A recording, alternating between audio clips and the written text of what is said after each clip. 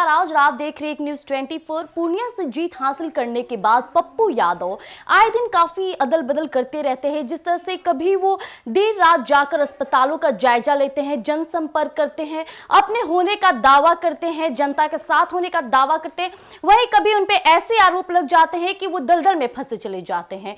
जिस तरह से चुनावी दौर में उन्होंने बीमा भारती के अगेंस्ट जिस तरह से बातें अपनी साझा की थी, आए दिन वो बीमा भारती पर टिप्पणियां बयां करते हुए नजर आ रहे थे। लेकिन हालांकि अब वो जाकर रुपौली में लोगों से जनसंपर्क कर रहे हैं, लोगों से कह रहे हैं कि बीमा भारती आपकी बेटी के समान है, इस बार उन्हें चुनाव में मौका दे, उन्हें अपनी बेटी समझकर उन्हें योगदान दे, उन्हें चुनावी दौर में हिस्सा रहने की परंपरा को तथागत करे।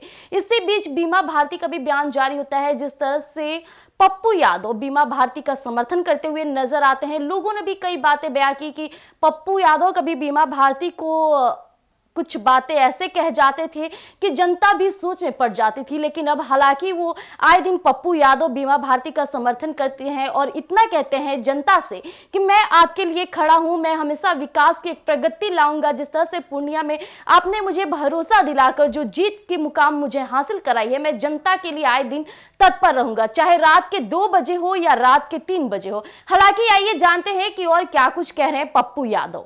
रुपौली का उपचुनाव दिन ब दिन दिलचस्प होता जा रहा है। वहीं राजद प्रत्याशी बीमा भारती को अब पूर्णिया से निर्दलीय सांसद पप्पू यादव का समर्थन मिल गया। ये वही पप्पू यादव हैं जिन्होंने बीमा भारती को हराने के लिए पूर्णिया में वोट मांगा था। अब वह बीमा भारती को रुपौली की बेटी बता रहे हैं। पप्पू यादव ने सोमवार को प्रेस कॉन्फ्रेंस कर कहा कि मैं रुपौली की जनता से क्षमा मांगता हूं।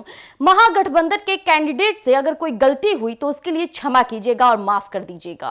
वहीं इतना ही नहीं, उन्होंने ये भी कहा कि मैं सूद और ब्याज के साथ काम करूंगा, वो कुछ ना करे भले बीमा भारती कुछ ना करे, जैसे चुनाव खत्म होगा रुपौली के विकास की शुरुआत हो जाएगी, ये मेरा आप लोगों से दावा है। इतना ही नहीं, पप्पू यादव ने आगे कहा कि मैं पुनः एक बार फिर रुपौली की जनता से हाथ जोड़कर क्षमा मांगता हूं। यदि कभी भूल में गलती हुई होगी तो उसको क्षमा कीजिएगा।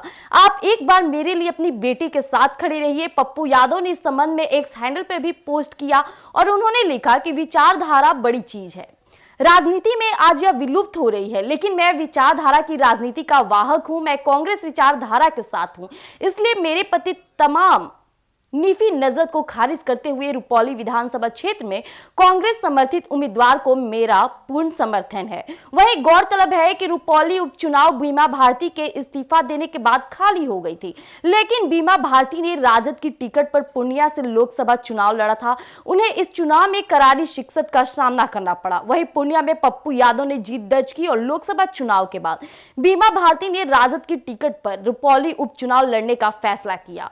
उनके सामने जदयू के कलाधर प्रसाद मंडल हैं।